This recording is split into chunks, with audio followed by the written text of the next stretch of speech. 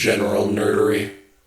Warren Ellis has this quote from when he was writing Next Wave Agents of Hate, which is like one of the greatest superhero comics of all time. So good. In its own bizarre way of, Next Wave is the perfect comic book. It is completely devoid of plot, character, or sophistication. And anyone who disagrees with me, I will kick them in the head and then they will explode. And I kept thinking of that quote with what we're talking about today. Welcome to General Nerdery, your podcast about liking things. I'm Zach. I'm Tyler. Steven's with us again. Oh yeah, I'm here. My name's Steven. Yeah, at this point, just jump in on the Just introduction. be surprised when Steven's not here is really where we're at. No, I was just lost in the thought thinking about what you just said. And I agree with what you said, but like I feel Mostly? like mostly? I agree with 2 out of 3 of them. Yeah, that's what I was going to say. Yeah. The movie fucking really is feeling itself. So is Next Wave Agents of Hate, in fairness. It is like, oh yeah, this is what I'm putting down, and I am fucking loving it. Actually, if we're honest, the best example of that is the Frank Miller Spirit movie, which is every level of nonsense. Is that worth watching? That's an interesting question. I've been tempted to do an episode on it before because I legitimately enjoy that movie, but I'm also aware that it is maybe the worst movie I like. I can't in any sense claim it's good. I can claim that Samuel L. Jackson was having the time of his goddamn life filming that movie. So if you want to watch Samuel L. Jackson have fun for like an hour and a half. Kind of always. Like, it's very rare that I don't want that. Yeah. It's not good. No. Do I have fun every time I've ever watched it? Yes. I feel like I watched Do I want to be super high anytime I watch it? Yes. I feel like I watched it sober as a judge as like 6 months after it came out on TV. Oh, I saw it in theaters because I was a big fan of The Spirit. Oh, of course you did. Of course you are. 100% tracks. It is the worst Spirit movie you could make. It absolutely misses everything about The Spirit. Do you remember who made it offhand? Frank Miller. Oh, Frank Miller made Frank Miller directed it. There's this great thing of he was talking to someone that, because he was a close friend of Will Eisner, the guy who created The Spirit. Mm-hmm. And he's like, no, I can't make them. I don't have the experience, blah, blah, blah. And then he apparently like turned around and goes, can't trust anyone else to make it, can I? And I'm like, can't trust you to make it, Frank. Like, what the fuck was this? Yeah, if I was going to get anybody to make it, I'd get the guy who did The Rocketeer. Yes. What is that, Dave Johnson? No. I think you're right. Oh, Joe Johnson. Joe Johnson. Joe Johnson would have fucking killed it with The Spirit.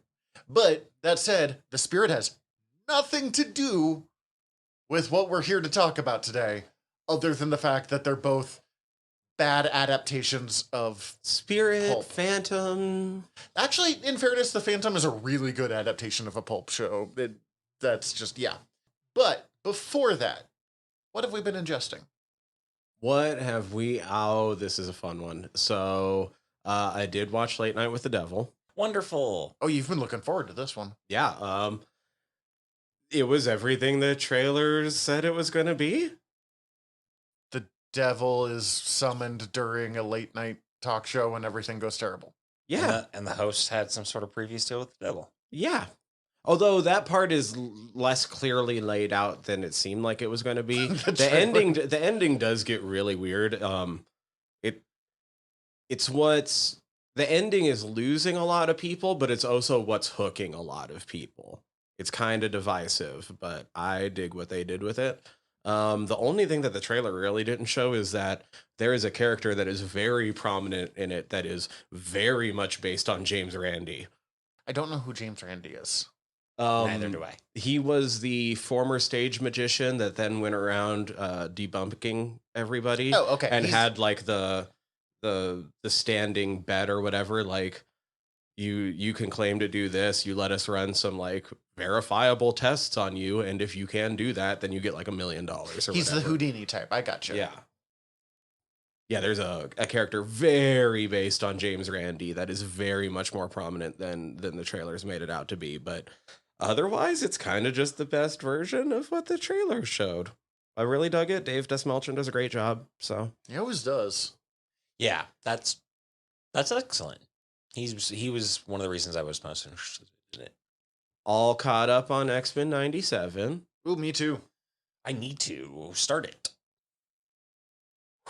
We will not go into it then. I mean, go into it as much as you feel like you would want to for your listeners. Episode 5 punches you in the head. Oof. Episode 5 is rough. It's good though. It's that really last good. line fucking broke me. Is it all out? No.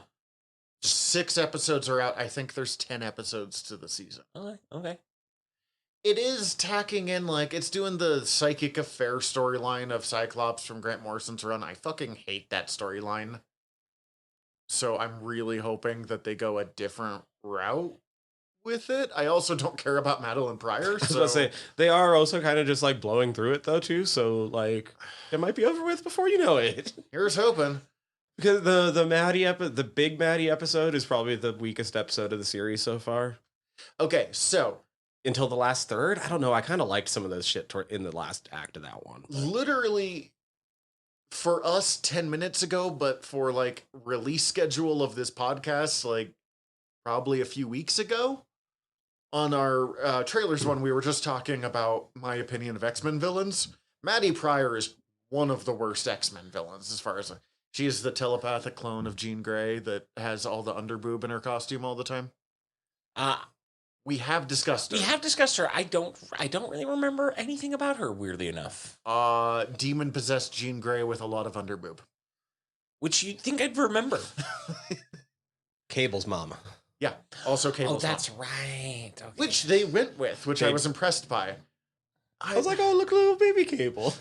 Baby Cable. And then Big Cable showed up. Yeah, you're like, whoa, hey, big Cable. Yeah, hi there. So she's real low on that list for me. So there was already kind of that. I do appreciate that the other thing we talked about the trailer of I'm tired of Xavier's bad, actually. Mm-hmm. That this Xavier is openly just like, hello, heads of the Shi'ar Empire, a super colonialist like organization that takes over everybody. Here's how you're being shitheads. I am going to telepathically take all of you, including some of the biggest villains in the universe, and we are now going to have a class about anti-colonialism. Like, good guy Xavier is fucking great. I'd like flawed Xavier, don't get me wrong. I don't want him to be perfect. But there is something very telling to me that we have this intrinsic need to take this character that has been consciously modeled after Martin Luther King and then make him bad, actually. That sits weird to me. I don't know how much they're going to take. So, because they mostly tend to take their cues from like the Claremont run. Yes, but I mean, we've But already seen... They work in other things. Because they work in other things, I'm worried about Moira being on the council. Oh, God, I hope they don't go the route there. I mean, they've obviously worked in multiple Morrison points in episode 5 with Genosha. Mm-hmm. My buddy, who's pretty good at predicting these things, and luckily he doesn't listen to the podcast because we have the kind of relationship where I don't want him to hear me acknowledge that, thinks that they're doing Krakoa next season.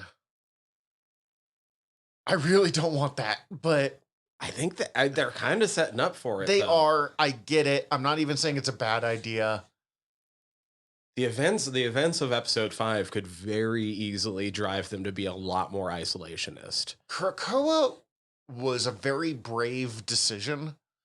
The longer I've been around it, the less I think it actually worked, and I think that's why Jonathan Hickman left. Krakoa was a storyline that needed to not be in a wide interconnected universe to do everything they wanted to do with it. Respect. I get why they wanted to try it. Some of it was absolutely incredible. I'm not knocking it. I just think overall it... I think overall that era, the Krakoa era, is going to be seen as weaker than it should have been because it didn't last near as long as it should have to actually make use of its potential. Well, it's weird because he was like, sorry, Steven, we're talking stuff that is way outside your. I'm good. I'm just fascinated listening. So, if you do not know, Krakoa is the idea of an era of X-Men where all of the mutants actually band together for once, like for real band together. There's still internal political drama, There's but it's so much internal political drama. But yeah, basically they all move to an island together and they come up with resurrection to completely like defeat the point of death. They can bring anyone who died back to life. It was a great way to bring back any mutant that was ever interesting that was killed back in like the 70s. Looking at you, Warpath. No, Thunderbird, not Warpath. Warpath is his brother. But it was just hard to make the story work because also like, hey, that other mutant character is also in Fantastic Four primarily, so like we can use him sometimes. But Hickman, when he was writing it, was like, okay, I've got this story set up in 3 parts. Part 1, part 2, part 3. At the end, it will wrap up everything in kind of a neat little bow, or as comic book writers describe it, put the toys back in the toy box so the next writer can do whatever the fuck they want with the characters. Problem is, Hickman was already feeling constrained because, oh, we gotta cancel that plan, or oh, we have to change this. And he's like, all right, we are ready to move into phase 2 of whatever my wild fucking plan was. And every other writer working on the X-Men titles, because there was like fucking 10 X-Men titles going, it can't all just be Jonathan Hickman, went, we're not done yet. Like, we want to keep playing in this little world that we've spent the last like 2 years building. And credit to Hickman, he's like, I super understand where they're coming from. Like they've been working on projects and setting stuff up. I don't want to ruin this for them, but I have to go. If I can't tell my story that I've been working on here, fuck it, I gotta bow out, let them play with it. So, and I have any number of other things that they are offering for me to do at any given time. They just announced him doing a Aliens versus Marvel series. Yeah. Like, what the fuck? They have the Aliens license now. No, I'm just trying to think who'd have the best shot. Wolverine. Squirrel Girl. Squirrel Girl. I don't think she's going to come up. She better. But, so we end up with this weird thing with Krakoa of like, it should have, they're like, this needs to be longer. And they were right. It kind of needed more time.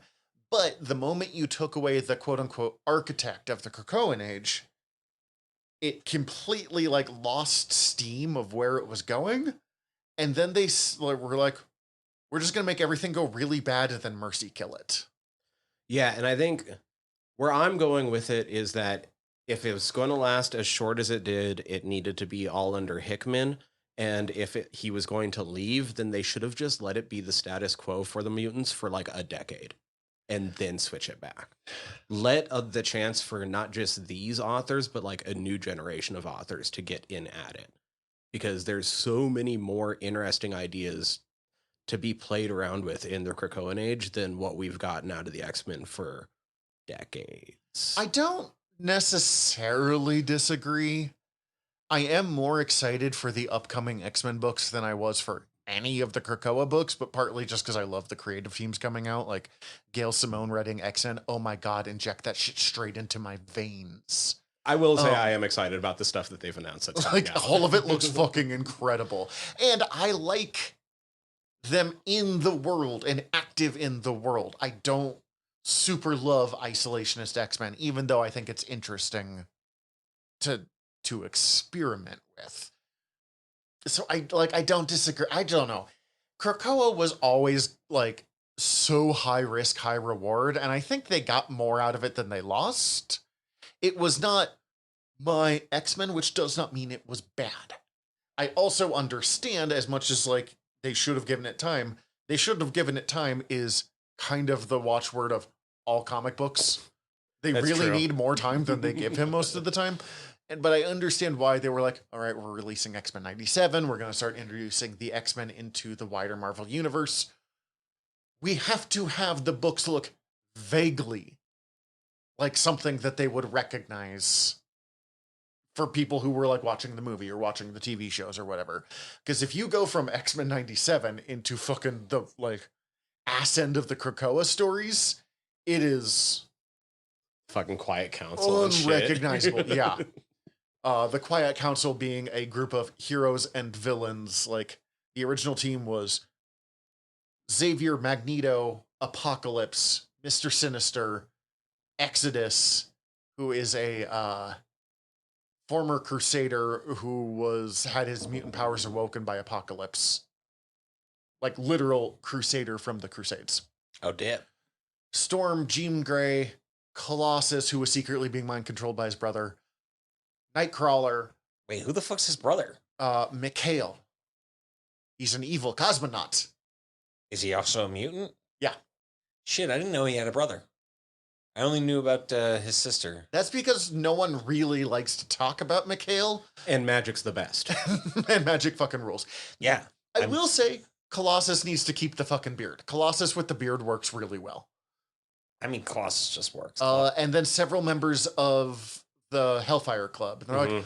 oh my god, how did things go badly with Sebastian Shaw on the group? And Mr. Sinister? What are the odds that this fell apart? Yeah, you guys, it seemed like that was pretty heavily weighted with a lot of bad people. The idea was like the major factions, the Magneto factions, the Apocalypse factions, the X-Men factions, and the Hellfire Club. So yeah, like I said, pretty heavily weighted with a lot of bad Yeah, people. A lot Yeah. of shit. But yeah, oh fuck. 97 though. Episode 5 might be one of the best things that Marvel Disney has done so far. Oh, agreed. Just in general. It's that shit. good. Shit. I've not watched a lot of the original series. I haven't needed it. Cece has like strong opinions about it, and she's only watching like bits of the show as I'm watching it as she's in the house, like doing other stuff. Mhm. But she'll like yell from the kitchen. The name's Gambit, mon ami. Remember it is like the coolest fucking scene Marvel's put out. So fucking cool. Also, our boy Glob Herman showing up. I saw Glob, I saw Pixie, I'm pretty sure I saw Noel. Like, they're bringing in a bunch of like newer X-Men, which I was not really expecting. I have seen some gifs of this on Tumblr. I do want to punch Leech in the fucking face every time I see him, thanks to Marvel Snap, though. That's just to know Leech is to want to punch him in the face. Like, that's been true since he fucking appeared in X Factor back in like 1985. Leech is the fucking worst. And the fact that in this version he talks kind of like this and calls himself Leech is a perfect representation of that little piece of shit. Is Leech in X-Men 3, X-Men Evolution? Yes. Yeah. It's just a random kid, though. Yeah. Random little kid that can take away your mutant power. Welcome to Leech. And I went and saw the Ministry of Ungentlemanly Warfare. Ooh, how That was one that? I really want to see. It was a lot of fun. That It's not, it's weird. So when the action starts, there's not much tension when you realize the way that they're doing it, because these guys are just like hyper fucking Nazi killers. Yeah. In But fairness, at the same time, you're like, oh, there's a lot of fucking Nazis getting killed right now by Henry Cavill and Alan Richardson. I am here for it.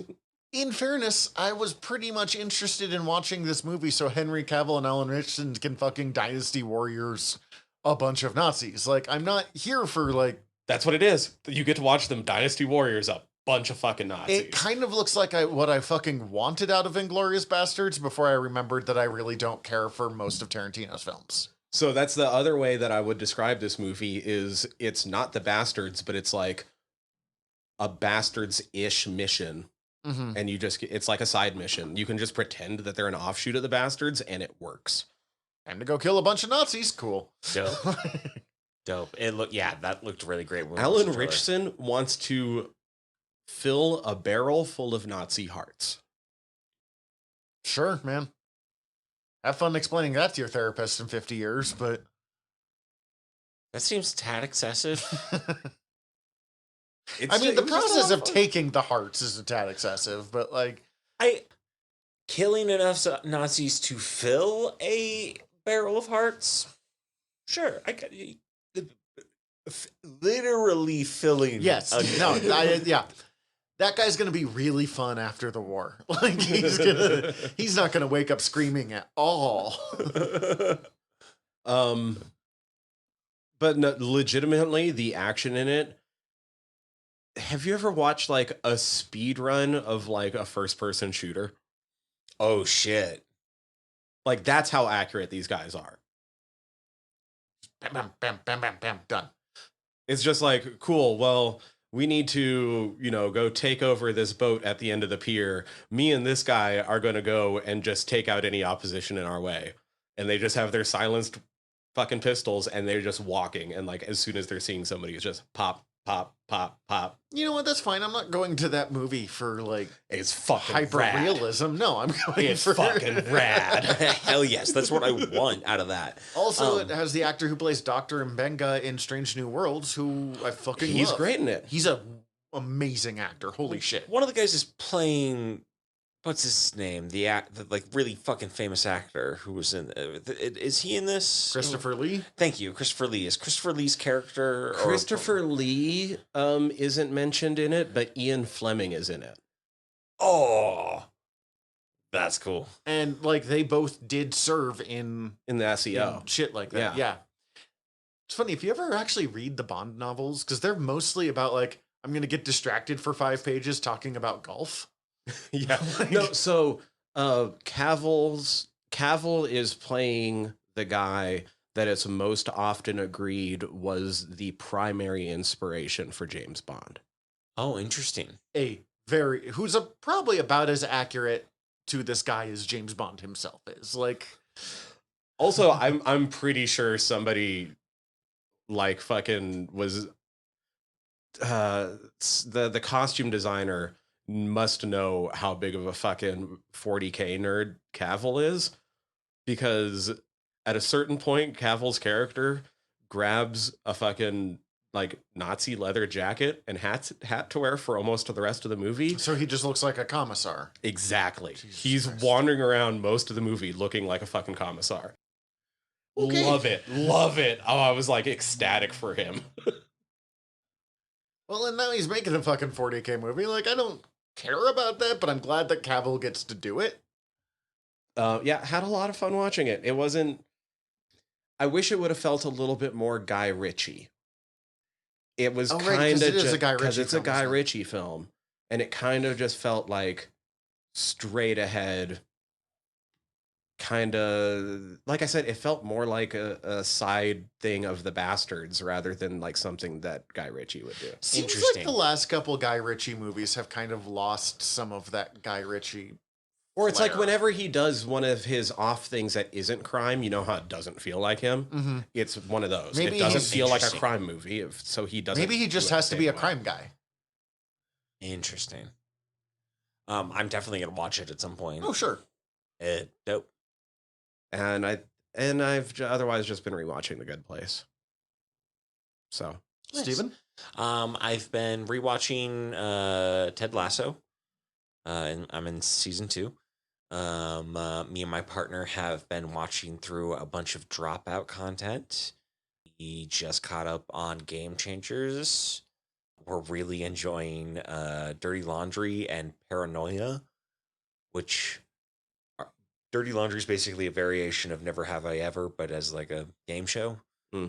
And then Paranoia is a variation of like Secret Hitler or Werewolf or Mafia, like that kind of game. But 2 people are incredibly stoned, and everybody has to figure out which 2 people are stoned. Just makes me anxious to think about Jesus Christ. And like it's all over the map because some people are like really fucking dedicated fucking potheads, and some of them are absolute lightweights. oh, that's fucking funny. It was like someone actually like greens out pretty immediately, and has to go like lay down in the Airbnb that they're filming in. And then like another one, like they get too fucking stoned and they're just like, it's a very short episode. They get caught out in the first 2 rounds. It's over. And then I also rewatched Roadhouse. Yeah, the OG. The OG. I may watch the new one. I've heard it's bad. I heard it's bad. Roadhouse itself is not exactly high cinema, if I remember. No, not a high cinema, but this movie slaps so fucking hard, guys. This movie's so cool. Dude, Roadhouse. I remember Roadhouse being a lot of fun. Roadhouse is cool as shit. Swayze is hot. Swayze's a hunk. Also, side note, I'm not throwing shame by saying it's not high class cinema. I made us watch The Phantom. And it was very weird because like I watched this movie and I was just like, this seems like a movie that my mom would have loved. And I don't know if she did. But like, it's got Patrick Swayze. It's got Patrick Swayze's bare ass. It's got Patrick Swayze in a love story with a doctor. It's got Sam Elliott when he's 45 and just like on the virgining edge, quote unquote, being, young Sam Elliott, quote unquote young Sam Elliott, where he's just starting to become a silver fox. And I was like, hot damn, this man is, and like a lot of fucking subtle homoeroticism throughout the whole movie of just like really you are scoping out a lot of dudes constantly, but also wildly violent. Like a lot of roundhouse kicks, a lot of punches to the throat, a lot of just like slashes with the bottles and people getting cut. Swayze rips a man's throat out and then roundhouse kicks him into a fucking river. Okay, that's excessive. It's not like a fast river. He just like falls into the edge of the river. But like, it's a fucking wild movie, and like if you have not watched it, I would highly recommend watching it because it's wild. It's a fun movie. I don't have shit. It's one of those we usually have 2 weeks between recordings. We had 1 week this week because of just timing things, and everything I went through is mostly kind of new or not new, old stuff. Still watching through the Bad Batch, still watching some wrestling clips, still listening to a fuck ton of normal gossip. And then also this is the week where it finally got like warm and sunny enough to actually be outside. So there was a whole lot of like my wife and I sitting outside watching the mountains and the peacocks wander by, because it's also like mating season for the peacocks. So every time we turn around on the property, there's a peacock just like showing everything.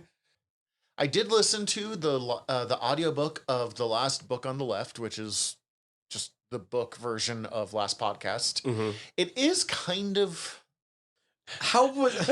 I'm sorry, you listened to the book version.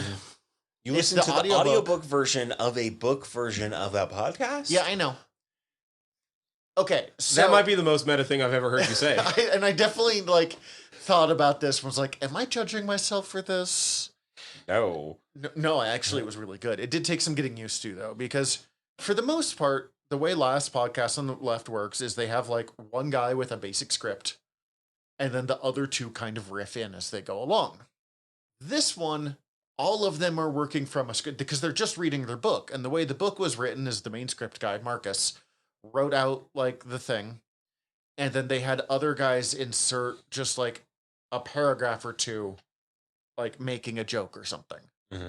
So kind of the same concept as the podcast, but like as the book. But they're just reading their stuff, and one of the guys is not a good narrator. And he also tells the stupid jokes. So someone was like, you are not landing at all. The other ones are, but it's interesting because it's not like live and actively making fart jokes. It reads a lot more like traditional true crime, like a little almost too serious at points, a little too aware. But it was also interesting. Last Podcast is on like, it's getting towards episode 600. It's on like 550 or something. It's been going for fucking ever. the first 50 episodes just aren't online anymore. Mm. Because they're like, these are not appropriate to listen to. Holy shit. Like, we were bad people. And, like, I won't listen before episode 100 just because it's like 2010 super cringe edge humor of, like, remember the humor of the time of, like, how inappropriate can we be? So there were some of these that I'm like, oh, I've heard you talk about, BTK. But I don't actually know anything about him because it's like episode 50 for you. So, like, all right, it was interesting. Or like, oh, there's a John Wayne Gacy chapter. And yes, I've heard your John Wayne Gacy episodes, and they're pretty good. But there's a lot more emphasis on what a goofy dickhead he is. Well, when you actually, like, read the story of the book, you're like, right, this man killed 33 people. Holy shit, like, making him more dangerous. So it was really interesting to listen to in that respect. Mm-hmm. But yes, it was strange to listen to the audiobook of their podcast. And then the only other thing is I've been reading, there are 2 miniseries of it. It's from Dark Horse. It's called Jenny Zero. And it is sort of, what if Ultraman had a daughter who's kind of a fuck up, but after Ultraman dies, she's responsible for saving the world. So, like, there's kaiju and stuff. She has the secret ability, which she doesn't know of for the first, like, 3 issues, that she can basically turn into Ultraman. Like, giant woman in this case. Fin on the head, even. Oh, sweet. But also, like, after her dad died, she tried to take over as a superhero, but she was a drug addict, and she got a bunch of people killed, and she became, like, a drunken fuckboy party girl before getting pulled back into stuff. And so it's fucking weird, but it's pretty good. We will see. They haven't released the 3rd miniseries yet, and is very much we will see if they stick the landing. It sounds super fucking cool. And It's really interesting, and the art style is pretty unique for, like, kaiju stuff. So I'm enjoying it quite a bit. I have something, well, it'll probably be a little bit late just because of our release schedule, even if I mention it now, but I'm going to mention it beforehand so that people can jump on it this year if they want to. Yeah. Because I did it last year, and it was a lot of fun. But I got the email reminding me that Dracula Daily starts soon. Because the novel Dracula is written as a series of correspondences between the characters and journal entries. And so everything is dated. Very popular writing style of the era. And so Dracula Daily is an email newsletter that sends you on the correct days those entries or those letters. Is there a way I can get this as a text message? Because I don't fucking read my email anymore. I don't know. I love the concept, but that requires me to go check my email. Quite possibly. There are some common questions if you search it, like, that they answer, and I don't know what all of those questions are because I just get it in my email. But it was a lot of fun. It's a good way to finally go through Dracula if you've never read it before. P.S. People should read it if they've never read it before, because there's a lot of stuff that gets missed in 90% of adaptations. I'm mostly looking at the Texan with the giant Bowie knife. And paprika. There's a lot more paprika. Man, I cannot say paprika. Wait, why is there paprika in there? I don't know. Okay.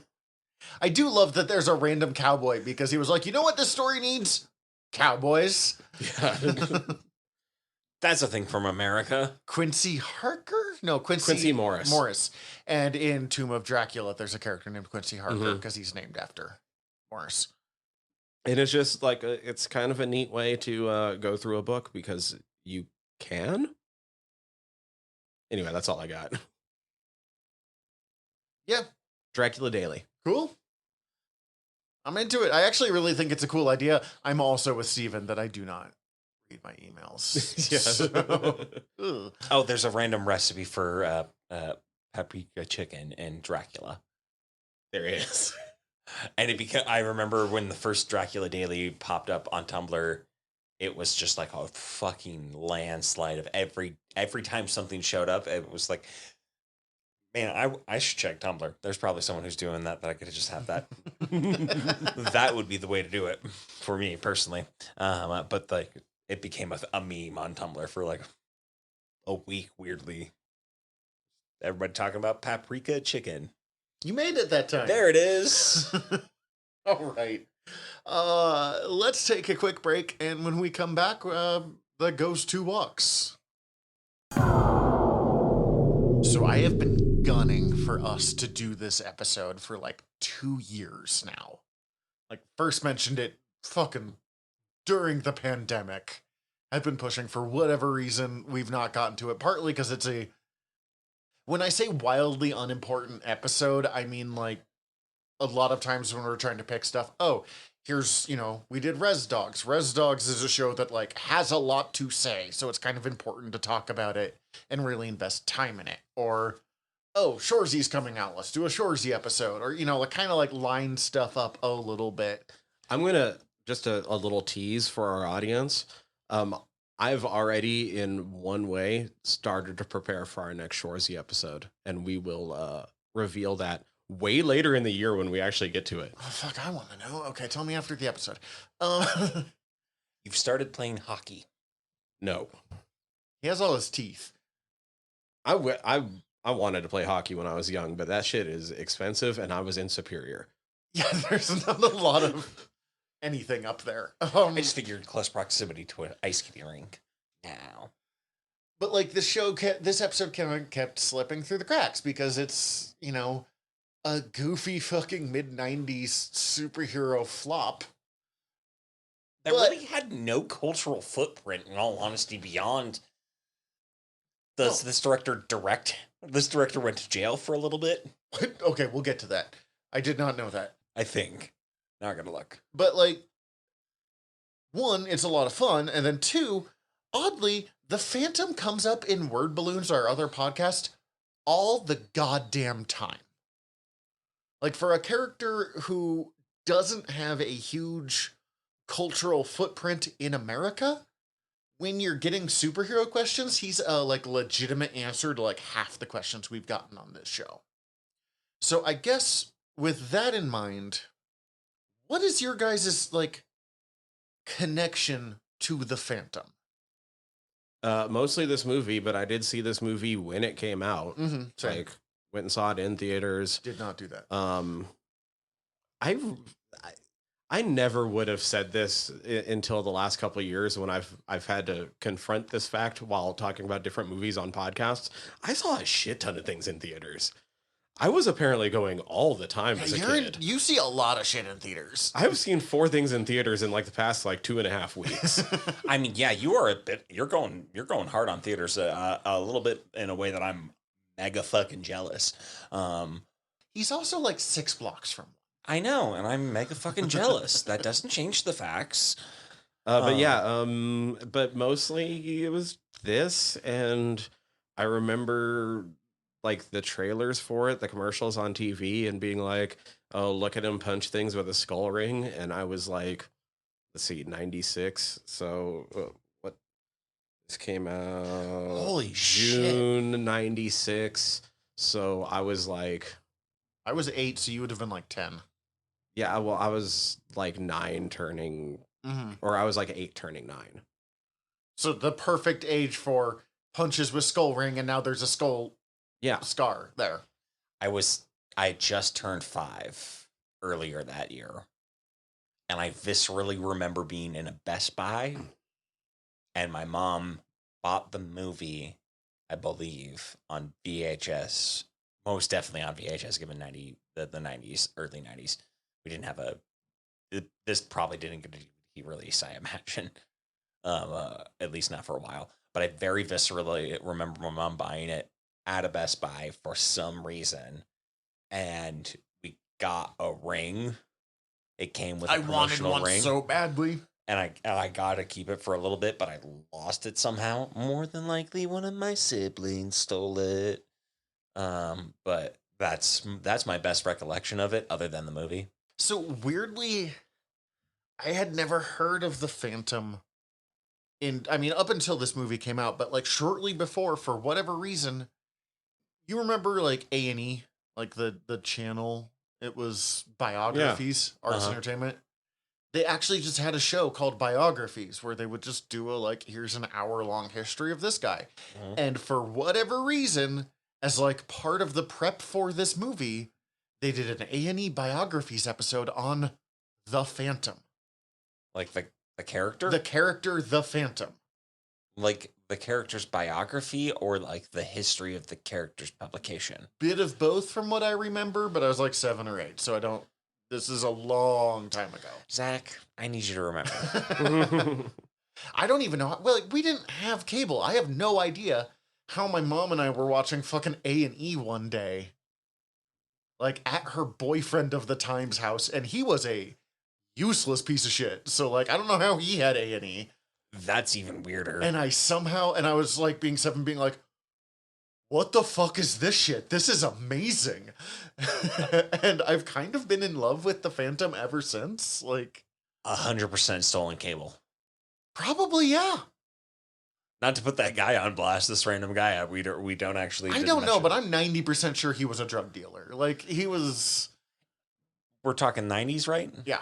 100% stolen cable. And he was a useless biker man. Yeah, no, like, anyways. The Phantom has always been fascinating to me because he is incredibly important in a lot of ways, and he's never taken off in America. Despite the fact that there is still an ongoing Phantom daily comic series, like in the newspapers, that's been going since the 30s. The look of superheroes exists because of the Phantom, the like blank white eyes. Mm-hmm. He was the first one to do it. Actually, because the guy was looking at old Greek statues and was like, oh, the blank eyes looks really cool. That's an interesting style. Not realizing that those all used to be painted. He's kind People of... couldn't hear that. I painted on an eye. Oh no, they heard it. Yeah. He predates Superman. He is really like one of the biggest links, but from like transferring from pulp novels like The Shadow or Doc Savage to Superman, Batman, Spider-Man, what have you. There is a story that he's the Lee Falk, the creator of the Phantom, is considered a national hero in Norway. Norway fucking loves the Phantom. Because when Norway was conquered by Germany during World War II, the Germans were like, y'all should give up the resistance. We've already won. But Phantom comics were getting smuggled in from America. And people were being like, if you won, why is the Phantom punching you in this comic that I just got? I have questions. Like, I don't think you won. Fuck, that gives me fucking chills. You've told me that story before, but still, in this moment, just thinking about that, like, oh god, that's fucking good. When the Phantom and Diana got married, Parliament in Britain took the day off to do mock debates about what was going to happen next. Like, Europe is fucking obsessed with the Phantom. Most Americans don't know who he is. That's wild. Automatically makes my hips... Billy Zane. Yeah, I know, right? It makes my hipster ass just in love with this character. Quick unrelated, but related. Because Billy Zane usually doesn't have hair, I saw a thing being like, why the fuck has Billy Zane never played Lex Luthor? And that's basically the best Lex Luthor casting I can think of since Clancy Brown played him in the animated series. Yeah. Billy Zane would fucking kill it as Lex Luthor. I still think he could kill it as Lex to Luthor. this day. So, like, the thing is, the Billy Zane usually doesn't have hair. Kind of started around this time period. His early roles, he definitely had hair most of the He time. had hair in Titanic, I think. Yeah, I think he started to go bald and just decided to, like... to lean into it, yeah. Because it was also the thing, one of the things with the filming of this movie is he wanted the Phantom cowl to fit as well as absolutely possible to his head. So it's not a bald cap. He shaved his head, but that means he planned on shaving his head and he let them know. So anything where he has hair was filmed first. Okay. And then they shaved his head and filmed the rest. Interesting. Okay, yeah. There has to be some weird timing stuff with the different settings, but that's devotion. Also, that's probably why he's bald, because I shaved my head and it never came back right. Like, Oh no, Devotion, absolutely, because he bulked up for this role, and they weren't expecting him to. They word is they had like a Michael Keaton-esque suit hmm where the suit's doing all the work. Oh, interesting. I'm glad they didn't go with that. But then he showed up, like actually cut. And they're like, let's do that? Well, this suit was already kind of revolutionary, like all of the work they put into it. And I knew there was a lot of detail, but like we have it on the big projector screen at home, is how we watched it. So I was able to see, like 8 foot tall Billy Zane. And like there is a lot of really gorgeous detail worked into the fabric of this costume. It kind of looks like it was the same costume that was supposed to have padding underneath it. With the way that like some of the detail is shaded in there, it just would have accentuated it even more. But then it's just cut Billy Zane. It works though. Like it's not modern. Like a lot of modern superhero costuming looks really good, even though it's fabric that I could not identify to save my life. And like the Daredevil costume took a couple hours to put him into. This is something that, for the most part, it looks like Billy Zane could like get himself in and out of without a lot of difficulty. Yeah. But it's also takes place in the 30s, so like I don't want it to look like hyper technologically advanced either. I was gonna say it did kind of look too advanced for the time this is set That's in. fair. I was like, did they have that fabric? Probably not, but it still looks cool. This is part of there was a weird run of period piece superhero adventures in the 90s. Yes. And some of it is tapping into the Batman wave. It's absolutely, because Batman hit in 89 and it was it was based on a property from the 30s. And they went, well, we don't want to pay for a lot of these other like expensive ones, so they did The Rocketeer in I think 91. Love it. It's fucking great. We will do that movie someday too. Absolutely top 5 favorite movie that I never remember is a top 5 favorite movie, if that makes sense. The Shadow in 94. The Shadow, which fucking bombed but was there. Well, this- okay, The Shadow, this, and The the one with Rocketeer Alec all Baldwin? bombed. Yeah, Alec Baldwin plays the Shadow. Yeah, no, none of these movies made money. This is part of the reason why everyone was so convinced that superhero movies were never going to be a big product, because everything outside of Batman and then the first 2 Superman movies did fucking terribly up until X-Men. I would have to think that the 1990 Dick Tracy also fed into that. Oh, I'm sure. Which And that was actually also- was a hit, wasn't it? I think so, but I'm not sure. But that one was also like a weird comic book based period piece. And all of them, well, maybe not the Shadow, but the rest of them are all kind of tapping into Indiana Jones as well. Particularly the Phantom, which has heavy fucking Oh, for Raiders sure. of the Lost Ark. Oh, yeah. Vibes. Dick Tracy made money. Budget of 46 million, box office 162. How did this one do? You have the information in front of you, so. Yeah, no, this made 17 million against a budget of 45. Holy shit. It did really badly. Now, in fairness, in almost every way, this is not a good movie. But like, I was reading about, I don't remember, one of the old movie critics who would be pretty open of like, when I go see a cheesy action movie, when I grade it as a cheesy action movie. Like, I'm not putting it up against, The Godfather or Citizen Kane, or I keep picking crime movies, but still, like, I'm judging it as it is what it is. And if you like, I had so much fun watching this movie as sitting down, having it on like a big screen so it kind of felt like a movie theater, having popcorn with me, and just like laughing and making jokes with my wife watching this movie. And also, this actually surprises me because I just took a look at all 3 of them, and I would have guessed that the Shadow was the biggest bomb of them all, but it wasn't. The Phantom was.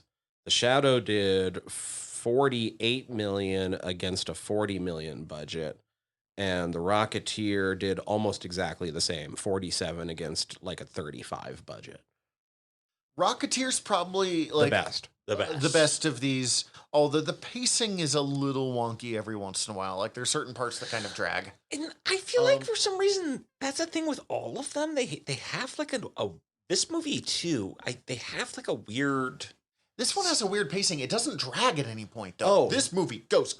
I can explain that. Actually, the pacing is something that I'd look for specifically when you're looking at an adaptation of a pulp product to see how much they were like really trying to get it proper. Mm-hmm. Because most of those stories were serialized. They were done in chunks. So when you're looking at an adaptation of a pulp product, you're looking for either a payoff or a hook every 10 minutes. Interesting. Because it'd release a chapter at a time, basically. Interesting. Kind of. That makes this movie make more sense to me. Yeah, this movie's really fucking fun. But yeah, you can see it. Like, first one of the race through the jungle, scene 1. The getting onto the, like, leaving the island, scene 2. In New York, scene 3. Blah, blah, like, blah, blah, is, you know, this would be like 6 parts. Yeah. All condensed into one. But it really trucks. It's what? Nearly 2 hours, an hour, 100 minutes or something? I think it was 100 minutes, but I'm not. Guys, what the fuck? I know we're not talking about this movie today, but I did not realize the cast of The Shadow is as stacked as it is. It's got Ian McKellen in it. Alec Baldwin, Penelope Ann Miller, Peter Boyle, Ian McKellen, Tim Curry, Jonathan Winters. Tim Curry was in it? Jesus yeah. Christ. Holy Wait, shit. Jonathan Winters was in it? Yeah. Okay, shit. We're gonna do The Shadow. Like, I wanted to do that anyways, but now we have to. Yeah, and then we should do The Rocketeer. We should just do a trifecta. Yeah. Throw in Dick Tracy. Oh, I'm into all of that. Well, I mean, we'll talk about this afterwards. But yes, things to look forward to this year. All of those and The Good Place. Spoilers. Yeah. Anyways. Can we go over the cast of this one? Because the cast is also really good in this. And they all seemed like they were having a lot of fun. I was honestly fucking mad at myself that I disrespected Christy Swanson like I did with not remembering that she's in this movie. Yeah, so we have Billy Zane as Kit Walker, the Phantom. Mm-hmm. Treat Williams as Xander Drax. He looks like he's having the time of his goddamn life. This movie is worth watching for Treat Williams. Treat Williams is a treat. Christy Swanson as Diana Palmer. I remembered thinking she got the short shift in this movie, but honestly, her character holds up really well. Like, we'll talk about it afterwards. She basically couldn't get movie roles after this movie. She was almost completely relegated to TV. That sucks. Why? She did great in this movie. Because it bombed, and she's a woman. And she wasn't Catherine Zeta-Jones. And she wasn't Catherine Zeta-Jones. Mark of Zorro, that's the other one I was forgetting of, like, period superhero pieces that we should also do. Oh, hell yes, please. That is a movie I love. That one I did see in theaters. Mm-hmm. James Remar's Quill. Which one was Quill? James Remar is the one that has been punched by him before, and he's like the main henchman through most of the movie. Shitty Raiden. Yeah, Shitty Raiden. Okay. He's also in Dexter. He's Dexter's dad. He's Dexter's dad. And he was in... He's in Django Unchained. One of the Fast and the Furious movies. He's like a serious competent character. and regular He's in the actor. Warriors. I just feel bad that the first place I ever saw him was the second Mortal Kombat movie. So the first thing I think is, it's Shitty Raiden. Mm-hmm. Oh, yeah. See, this is actually, thinking about it, this is probably the first place I saw him. Okay. Because I don't think I would have seen the Warriors for another year after this. Yeah, I think I saw this first. But I did see the Warriors pretty young. I fucking love that movie. Let me say, this is the Shitty Raiden is the first time I recognized him as something. Absolutely, completely useless fun fact that I found a parallel between this and Roadhouse, which I watched back to back, weirdly enough, because I had an interesting Sunday. They both have someone having a random African spear thrown at them in a upscale, non-wild area. I feel like killing the boss of bosses of the mafia should have had more consequences there. True. Patrick McGoohan as Mr. Walker, the 20th Phantom. Oh yeah. Okay. Ghost Dad. Yeah. His dad, who I do want to throw out there, was the voice of Billy Bones in Treasure Planet. Oh, okay, that's yeah. fun. Radmar Agana Zhao as Gurren. Which one was Gurren? The servant that always calls him. Oh, Joseph that's Fox. right. Yep. There's a few names Who's the here. taxi driver. What was the taxi driver's name? Al. John Capodice? He's like the weirdly like perfect character in this because it's just a random fucking taxi driver who becomes his best fucking friend for like. Hey, you paid me real well. I will be your best friend anytime you're in town, guy. He was Mr. Big in Naked Gun 33 and the Third. Right. Yes, thank you.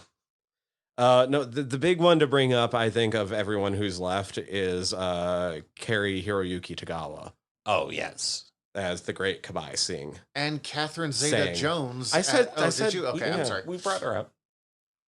I'm just gonna be really offended that you said a thing that I didn't think you said. No, but like I had completely forgotten that Johnny Tsunami was in this movie, and it made me super happy. I love fucking Shang Tsung. I'm all about it. Shang Tsung forever. He's Was so he good. in a Mortal Kombat movie?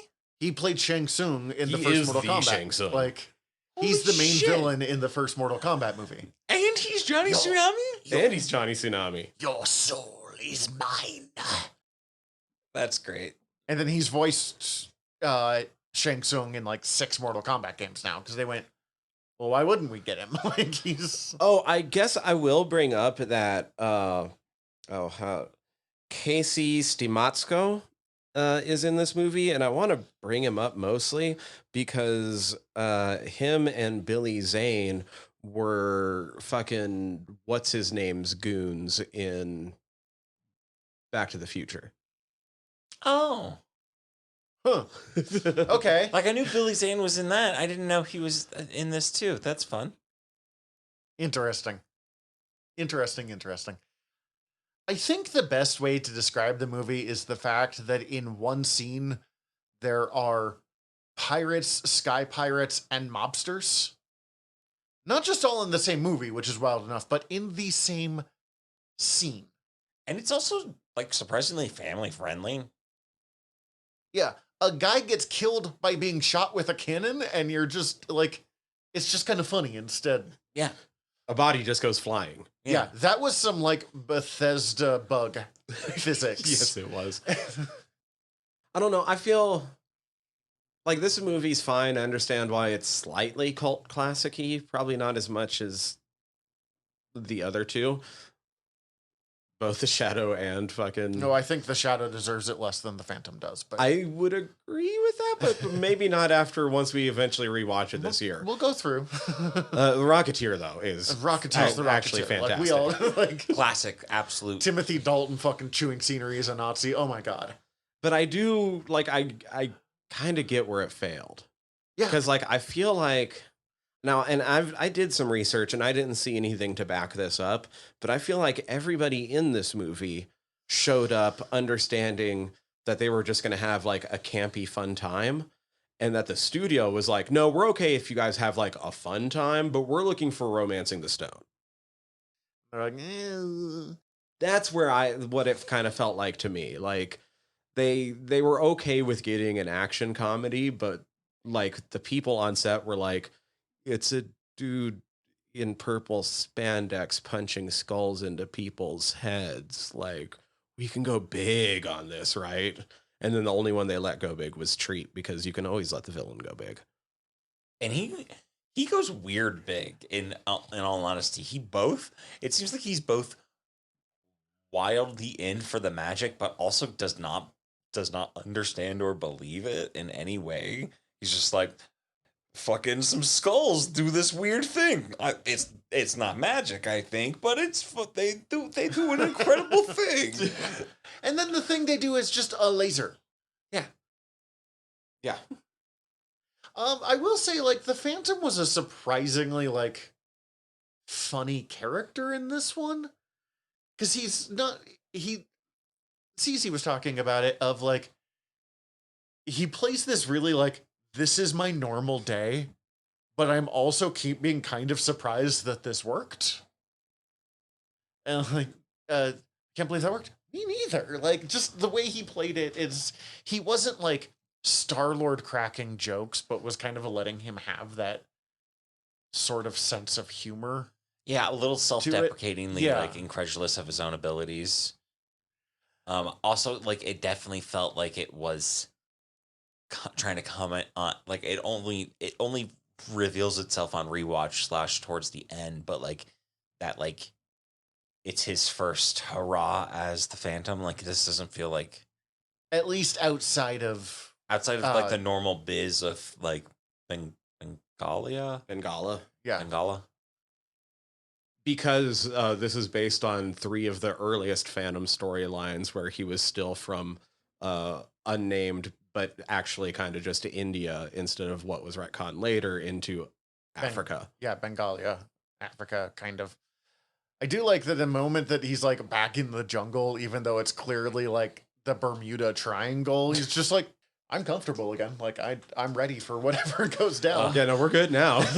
Good to be back home. There's something just fun about like the storyline of the Phantom, because kind of like the Highlander movie, it's like weirdly hardcore, but the moment that you like look at the story, you're like, this doesn't make any sense. One kid 400 years ago had his family killed by pirates and swore that not just he, but his entire family line for the rest of time would combat villainy while wearing purple. And piracy. And piracy. Specifically piracy. And like this dude in the early 20th century is like, this makes perfect sense. I mean, he was a kid. I grew up in a skull cave, and I think this is a good idea. I mean, it was a kid who started it, and he raised everybody else to believe him. My bigger question is, why did this tribe decide this kid does this? And why did none of you stop him? I was going to say, yeah, the wilder part for me is like, first night on the island saved by the tribe, they're like, we're going to put you through this ceremony and give you this super fucking important ring. I think they tweaked some stuff from the comic to make that fit a little better. Oh my god, they fucking exposition the fucking hell out of this movie at the start. They really crack through like backstory. This whole story's happening and going on. The thing is, though, I don't feel like I'm missing anything from it. Like, no, they need you to understand, here's the basic origin story of who the Phantom is. They tell you in less than 5 minutes, and you are ready to go. Mm-hmm. I do not need the first 45 minutes of this movie to be Kit Walker's great grandfather. Yeah, like they don't like it's really well fucking done, and that like that's just like, this is the Phantom. You understand? Let's go. Yeah. And like we'll have some elephants and stuff, and that'll be fun. And like, it's slowly teased out that like, oh, he's not the first Phantom. He's 21, 21st. Okay, so I mentioned this earlier. I was surprised because we grew up in the 90s. We've watched a bunch of 90s movies. I was expecting nothing but damsel in distress. And while both women characters aren't like the most capable female heroes in history, they both have more agency than I would have expected. And reasonably respond to, people throwing guns in their faces. Pretty reasonably, like, oh, okay, yeah, no, I will do what you say. Makes sense. Yep. Hands up. I will cooperate. Someone points a gun at Diana Palmer. She like puts her hands up. But there's never any like lost screaming damsel moment for her. Right. The closest they get is like she gets a little bit tired after like the horse. Like she understandably gets pretty fucking fatigued after the adrenaline crash, after she gets out of the jumps off of a plane onto a horse after escaping from being kidnapped. Yeah, seems pretty reasonable. But even then, I was expecting her to pass out right there, and she just kind of like And they write it off as just like, must be the humidity. I will say, her stunt double looked a lot like her. Billy Zane's stunt double looked a lot more like an athletic Steve Carell. Super in love with Catherine Zeta-Jones's character. She is the like fastest and wildest swerve from villain to hero.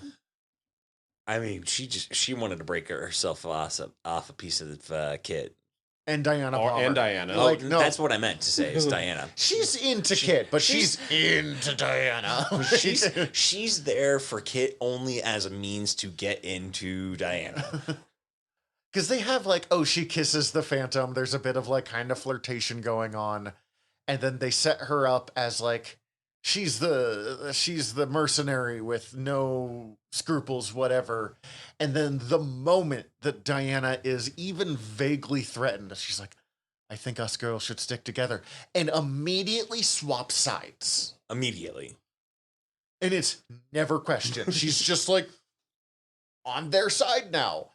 And I know that he's going to marry Diana. They're a throuple. Like, this whole thing is set up for those. And this is one of the movies where I'm most accepting of like, just be a little polycule. Like, it's set up for I mean, it. he's all phantomine. They should have each other. She eventually becomes like a UN, Diana becomes like a UN ambassador or something like that. Like, she's high-ranking UN member in the comic books. For Bengalia? In Bengala? I don't know. Like, I don't know if she's an ambassador, but she has some kind of UN-based job. Wild. That came up after World War II when we thought the UN was going to matter.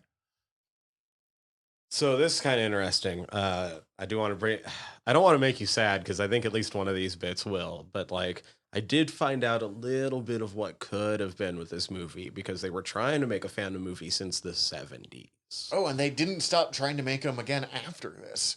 Pretty sure Billy Zane's been and like, we'll make more Phantom. This nearly got off with Joe Dante at one point, right? Right. So in the 70s, they did start into pre-production on a Phantom movie that was going to be made very low budget in Mexico. It never went into full production, but at the time they had Adam West attached to be the Phantom. That would have been fun. Then in the 80s, Sergio Leone was interested in making a Phantom movie. Of course he was. Oh, okay. Alongside making a Mandrake the Magician movie. Mandrake the Magician is the Phantom is owned by a company called King Features that owns the Phantom, Flash Gordon, and then Mandrake the Magician, who is basically Zatanna or Zatara. He's just a stage magician who fights crime. And he was created by the same creator. Lee Falk. Yeah. Interesting. And at that time, they were trying to get... Oh, and Prince Valiant. That's one I was reading. Sorry, thank you. At the time, they were trying to get Dolph Lundgren to star as the Phantom. No, thank you. Was he like... No. I was going to say, was he like... was he Trimmer or something at that point? And like, even still, like, he's a fucking... I don't know. He seems like a fucking too big of a beast to be the Phantom. Yeah, but that was such an 80s thing. And then with this version, as it formed into what it became, as you mentioned, Joe Dante was originally going to direct. He ended up becoming a producer on it. He then later revealed that he regretted turning down a deal to take his name off of from the studio as producer. Wow. A lot of people really hate this movie. Like, even being like, it's not even like fun dumb. Okay, we're watching different movies, but and it's taking itself seriously in a good way, but it's also fun. It has an internal consistency to nonsense. Joel Schumacher was also considered for directing. Thank Christ that didn't happen. Now here's the sad one. That could have been pretty campy. I don't actually like knock Joel Schumacher. I love Batman Forever, but like, imagine if he had done that. Would he have done the other Batman movies? Oh, he hated making Batman Forever. Billy Zane was basically forced upon them by the studio. They wanted a actor that they thought was going to be a bigger box office draw than who they were actually going after for the role. Bruce Campbell. They couldn't get Bruce Campbell? No, they wanted Bruce Campbell, and the producers were like, "We want a bigger name star. Billy Zane's about to be fucking huge. Put in Billy Zane Oh. instead." Okay. You know my feelings about Bruce. I think Bruce with Joe Dante. You know how much I love Bruce Campbell. I would have watched the shit out of that movie. I would have loved every second of it. I do really love Billy Zane as the Phantom, though. Like, he does a really good job, so I'm not unhappy about what we had. I think of Bruce as too much of a smart aleck to play. Like I said, I feel like most of the people that were involved on set were involved because they wanted to do a campier version than what we sure. got. And I think the Bruce of it all also helps with that. And I feel like this movie would have played better at that time if it had Bruce and Joe Dante, especially, to get that real combo of comedy. Mm-hmm. But it also would be a completely different movie. It'd be a different movie than this. Jennifer Lopez and Jenny McCarthy both auditioned for the role of Sala, and Minnie Driver was cast as Sala but dropped out right before filming began. Remind me who Minnie Driver is? She was in Good Will Hunting. Her. Okay, I've seen her, but yeah, Catherine Zeta-Jones is a better casting choice. Yes. I just want a movie about Catherine Zeta-Jones' Sky Pirate ladies. Right? I love Sky Pirates. A squad of sky pirates. I love that we had this idea after World War II of like, well, pirates was a really big thing, like in the ocean, and now that we're all going into the sky, we'll just have pirates there too. But like, it also only kind of worked with those propeller planes. Yeah. That were doing short distances and also had the ability to land on water. You can't really do that with like modern planes. With a Boeing, yeah. It does also sound like, just as a little neat bit of trivia, though, that this director that ended up on it, Simon Windsor, who also directed Free Willy. Yeah. What a weird fucking career. It sounds like he actually, once he was attached, though, saved them like $12 million because he was like, all the places that this script calls for.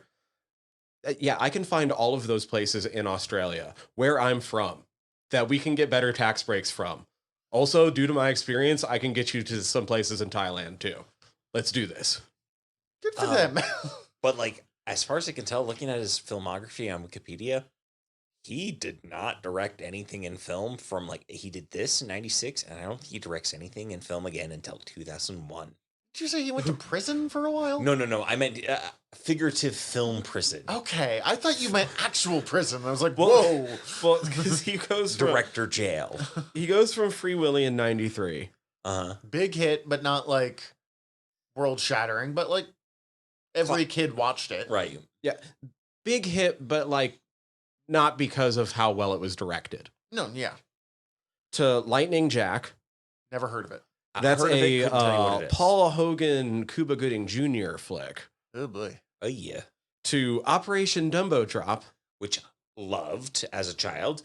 Never seen it. I've heard of it. to The Phantom, which, as we said, fucking bombed. Yeah. So they were like, no. And then even then, his next thing after that is Crocodile Dundee in Los Angeles. Which that is a whole other quagmire in its own production thing. So like, yes. I There's feel some bad wacky things that happen with I feel that movie. bad that he got put into production on that. That's That like was his the third comeback. one? Yeah, that's the third one. That like Paul Hogan did shenanigans on. It sounds like Paul Hogan likes to do shenanigans all the time. Yeah. I don't know all of it, and I don't. I can't speak to it, but that sounds like a bad time to have your film come back, your film career come back on. I'm really tongue tied today, Especially when you're a B movie director at best. Yeah, he like did a bunch of TV movies. I was about to say, in that downtime period, he did do a couple TV movies. Yeah, but like 3, 4, something like that. As far as I could tell, maybe 5. Honestly, I think I've seen one of That's them. still like a movie a year. That's not bad. Like, Oh, I think I've From seen 96 Crossfire to Trail. 2001. yeah, if you did like 5 Yeah, not bad. And you can make a fairly good living doing TV movies. But yeah, kind of was out of doing film. So, one thing that I find interesting that's completely unrelated to what we're talking about, but you were kind of asking about at work today, is like, okay, so when we watched the 1985 Dune, the Lynch one, we talked about how weirdly like faithful it is as an adaptation of that book.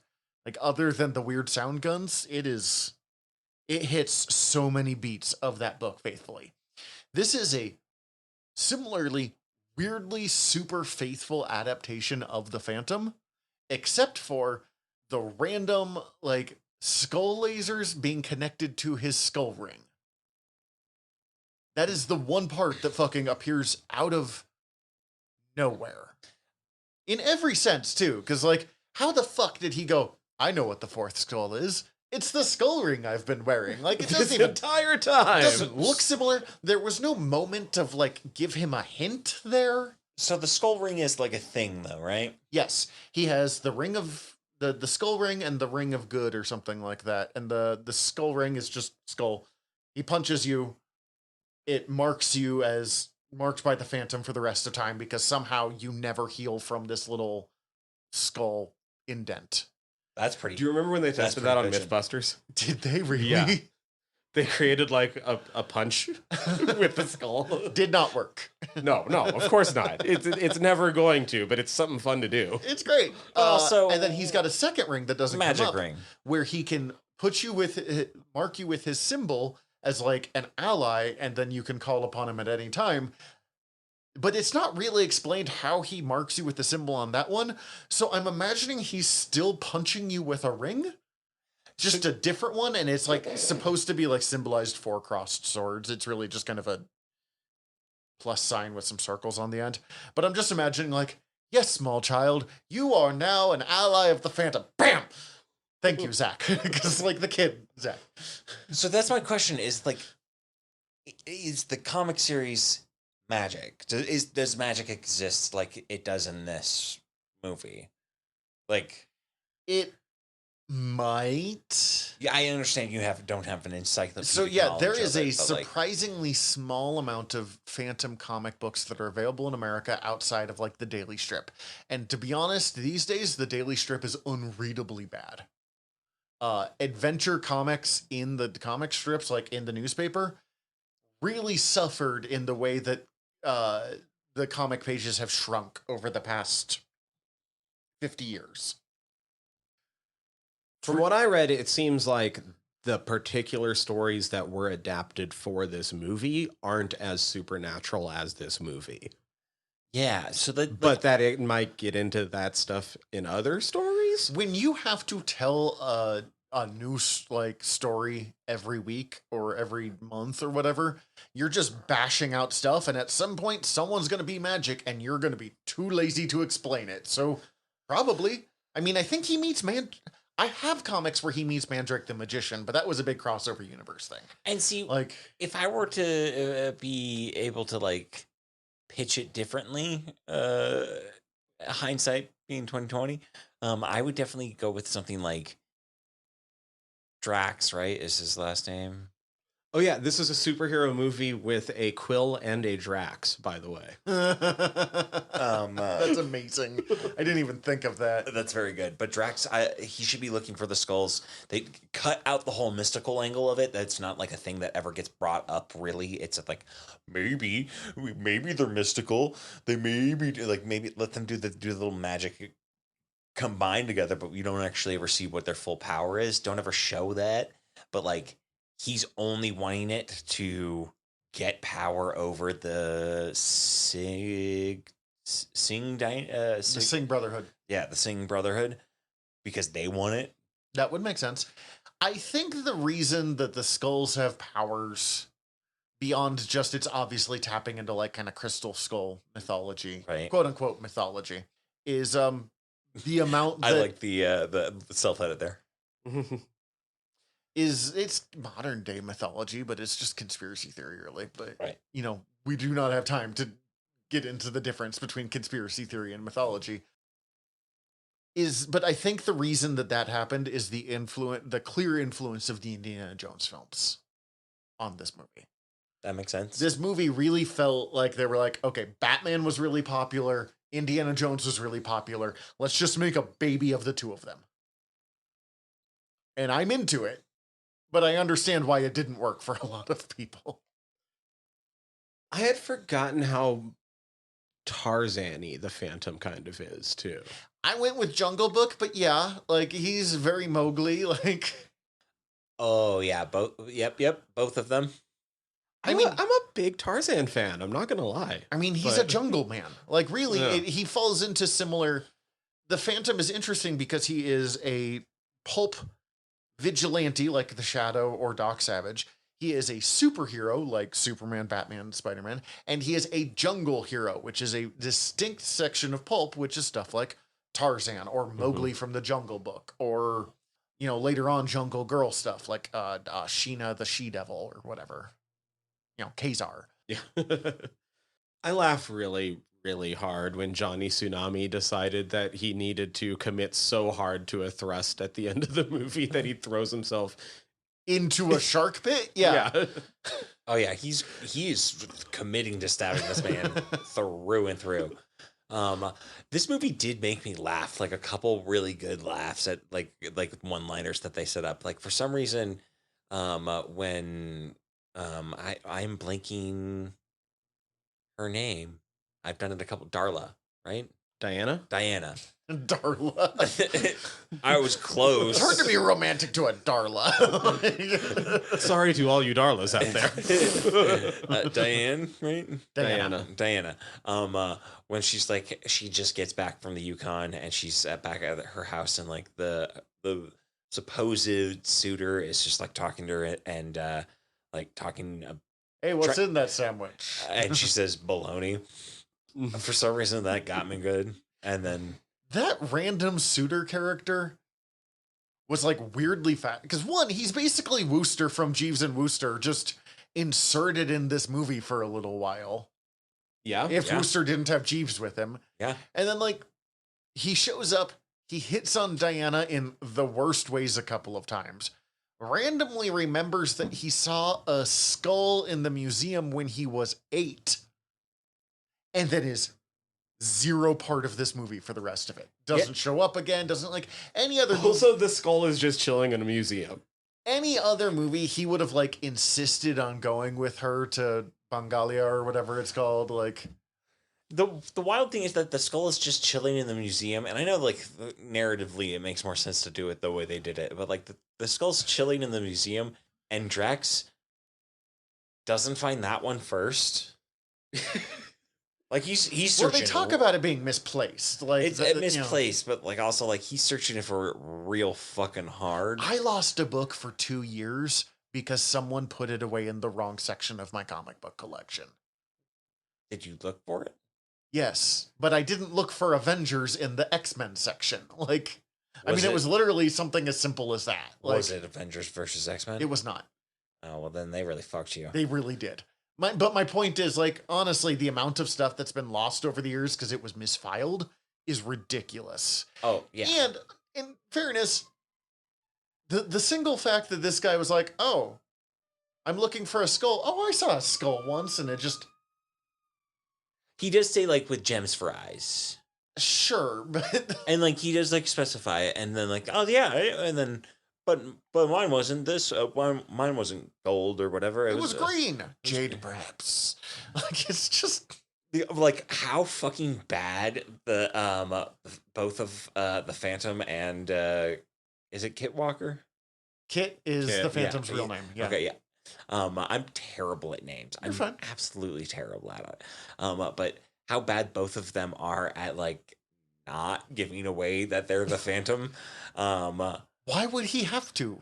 Like he's anytime he's like, "Don't worry, I'm a friend of. Don't worry, Al. I'm a friend of Kit Walker." Just be like, "Al, it's me." Al, like, what's up, Al?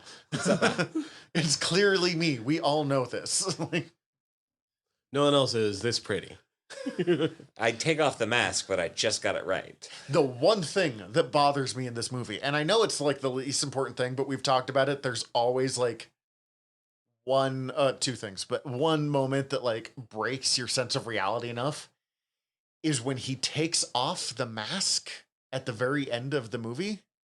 And suddenly he's not wearing the really dark black eye makeup underneath it. The thing that all superhero movies got wrong until the Batman. Yes.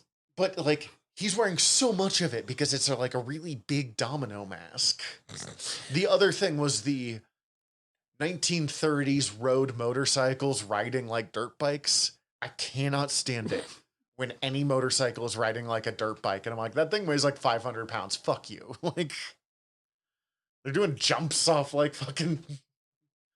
Yeah, they weighed 500 pounds because they could go real fast. That's not how that works. I'm pretty sure you just got to get going.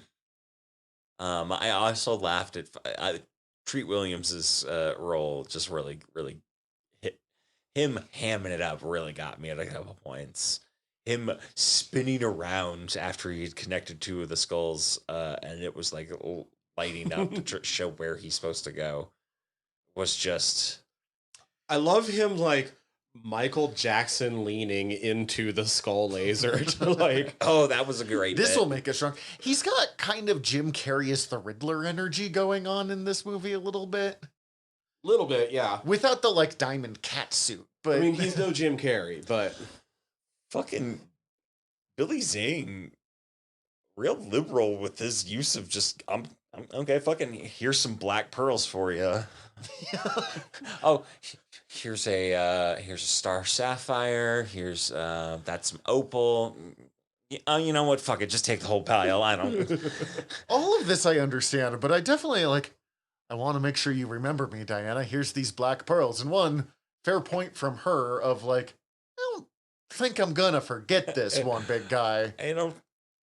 I understand the sentiment you're going for, but I am going to remember you. But also, like, two, that's so weird for her, like, on her side, because, like, we know that he knows her from the past. Mm-hmm. To her, this random guy in purple rescues her from sky pirates, takes her to his bitchin' skull cave, gives her these ridiculously expensive pearls that have been in his family for generations. That were gifted from the local natives. No. Right? Gifted No. from a grateful sultan after his ancestor saved him. Thank God it was something better than that then. But still, that's not good. No. The Phantom skull ring is from the local natives. Oh, right. The Phantom And is he ain't giving that problematic. up. It's We're too not bad. going to pretend that he's not massive white savior complex. Like, I adore everything about the Phantom, and even I am like, ooh. But just like, hi, I met you 20 minutes ago. I heard about you over the airplane. Take these black pearls to remember me forever. Peace. Now get out. Not even get out. I'm going to leave. Because he just leaves like the captain and Garan and her in the cave. Show yourself out. I gotta go. I don't really have a secret identity. I live in this cave. I don't exactly have like monogrammed kit. I don't really have towels, anywhere like- to go. Multiple- This is my cave. I'm going to disappear till you disappear. Then Also, I'm coming like, back. Side note, he lives in the family crypt. Okay, so this brings me to some questions that I have that I'm sure we don't have time for answers, but it's more just I want to pose them as questions. But like, how the fuck has the Phantom over the many generations talked women into joining him? Have you seen his jawline? Have you seen his purple spandex? Have you Have you how seen cutty the is way it? that he fills his purple spandex? Have all of them been that cut? More. They're jungle men. Like, probably, yeah. Okay, good point. Good point. He's probably the wussiest one.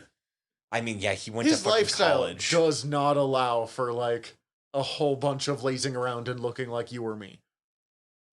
He was much too hairless for my liking. He should have been hairier. Yeah, probably, but it was the 90s. That was really where they were kind of leading into that era. Yeah, sad. Oh, Billy Zane. Yeah, also, I just don't think Billy Zane's a super hairy guy anyways, so... Yeah, but he also seemed like he was a little bit hairless on top of it, more so than he should be. I don't know. It was fun. Yeah. I'm glad we watched it. Yeah, I highly recommend it. It's on HBO Max at the moment. It's also worth it for Treat Williams. yeah. Treat Williams had a fucking blast, Especially if you don't have to pay for this movie. There's no reason to not. As I said, it's like the ultimate popcorn movie. Literally make some popcorn. Sit down with a friend that you know you're going in for a camp fest, and just have fun for a couple hours. And it's not even a couple hours. It's less than Hour 2 and a half. hours. It really cooks. In all honesty, I started with my partner while I was I started it and then I had to stop because midway through I realized, oh wait, I have to go do some shit before we go do things real quick. But I didn't realize how quickly we were fucking a third of the way through the movie, and I was like, just started this movie. I felt Well, we're used to fucking 3-hour movies these days. And Tyler and I have talked a lot on this show about how that is too long sometimes. and there are certain movies that make it work, but also it's fucking just make a fucking goddamn mini series at certain points. I'm with you on that. Mm-hmm. Certain things should just be TV series. Certain things should be movies. Well, and the nice thing about this one, this is not a movie I could watch a lot. But, we've done several heavy things this year, between Res Dogs and Farscape, which is not, I don't know if heavy's the right word for it, but It's not light. It's not normal. it's fucking weird and depressing. So having this little fun popcorn thing, and when I first put it on a couple years ago and watched it, and Cece was like, "What the fuck is this, Zach?" And then this time I went, "I have to watch The Phantom," and she was like, "Oh, okay," and said just it's a nice way to chill for a couple hours. It's a fun movie that you will not see today. You could not see. They could not make this movie. They could today. not make this because it would get tweaked into fucking hell. Now, I will say, It would either be a modern version. It'd be today's Phantom. Dude, if you want to watch a really legitimately bad Phantom movie, watch the sci-fi miniseries that tried to modernize the Phantom. It is unbearably bad. They have significant time making fun of the classic Phantom costume, and then they put out maybe the worst modernization into modern techno gear costume I have ever seen. I'll have to look this up. I do kind of wish he had the whited out eyes. Yes, especially because of the nature of I don't that's know so how they important would to do the that Phantom. at that point. Oh yeah, no, that's why they didn't. The only series to ever actually commit to that bit is Deadpool. Yeah. And short of that full mask look, I guess they could maybe pull that off, but I don't know really at the time if it'd be as easily doable. I like that they had him still just shooting guns out of people's hands, and he looks so bored while doing it. That's all I got. Here is if you look up Phantom, the Sci-Fi Channel. Oofa. That is It is. Yeah, no, I was gonna pass it to. It's Oh no. it's really bad. that is such a choice on the visor. I mean, even his chest piece looks like a fucking paintball chest piece. It probably was. It was the Sci-Fi Channel. Okay, good point. And they were slamming the 90s movie? They show you will be the next. This is supposed to be Kit's son. You will be the next Phantom, and they show him the costume. And he goes, "I'm not wearing that." And then they have a whole scene about like how much the original Phantom hated wearing that costume because it was stupid. So we're gonna make you a cool modern version, and they made that bullshit. Like, You made a quote unquote modern version. and this is Sci-Fi Channel after they changed the spelling to try to get more people to watch it.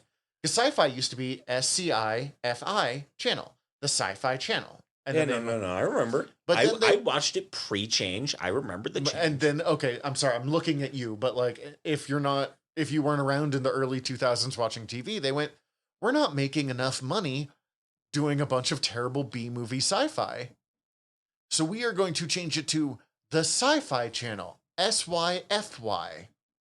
And we can do non-sci-fi things. But all they ever did was like some wrestling and some awful reality TV. Yeah. And I don't think it exists Otherwise, anymore. it was pretty much still just sci-fi. Yeah, they pretty much just kept doing. They did bigger budget TV shows. I guess I think They also did a lot of lower, but they did. Bruce Campbell had a good run of terrible B movies that I fucking love. like on they the kept Sci-Fi putting Channel. out B movies. Like Sharknado Was sci-fi? was sci-fi, if I remember correctly. Weirdly kind of rules. And they put out a bunch of random shit like that. All of the Sharknadoes. Yeah, there's like Um, 6 of them. Like they did Sharktopus? the Sharktopus versus and like all of the various other things. Like that was a lot of the fucking content they were putting out at the time. Damn you, Sharktopus. But also like Eureka. Yeah, I mean, like before they did the change to sci-fi, I don't know how to like transfer that like in the words, but they were running the Stargate shows. They did Battlestar Galactica. They did Eureka. They did Warehouse 13. Mhm. They did a bunch of Mystery Science Theater back in the day. Like it used to be a legit channel. I think they started running a lot of syndication too once they switched spelling. Cheaper. Although they had the American version of they had like American versions of certain things. Like they did the Being Human. Oh my god, neither version of that show was good. I like the UK being human. I watched the first season or two. I like certain aspects of both. I'm just saying it was not good. I mean, in the same way that this movie was not good. Yeah. That one was a little Exactly. too serious about itself. Yes. But next time, speaking of Sci-Fi Channel, we're going back to Moya. Time to watch some Farscape. Yeah, I'll start it on Farscape Season 2. Farscape Season 2, we are once again going to split it into 2 episodes. We're not going because to jump into season 5. Season 15. I'd be so happy if there were 15 seasons of Farscape. Holy shit. But that's next time. Or I guess way in the future if we're doing that In far. the future. In the meantime, we're your Generals of Nerdery. I'm Zach. I'm Tyler. Dismissed. Hi, everybody. General Tyler here. If you like the show, please hit subscribe however you're listening to us right now. Also, if you could rate and review us however you're listening to us right now, or preferably over at Apple Podcasts, we would super appreciate it, as the whole world is ran on algorithms, and we want to be all up in them, getting our voice out to more places. Also, tell your friends. We always appreciate that. If you want to get in contact with us, ask us questions, give us comments, email us generalnerderypod@gmail.com. You can also contact us through our website, www.generalnerdcast.com. While you're there, check out all of our back catalog, or click the links up at the top, as we are part of the Earworm Podcast Network. Go check out all of our sister shows. We're involved with most of them, so if you already like listening to us talk, it might be in your best interest. And if you want to check out everything from the network, head over to earworm.com, EARVVYRM.com. We'd super appreciate it. Love you all. Have a good one.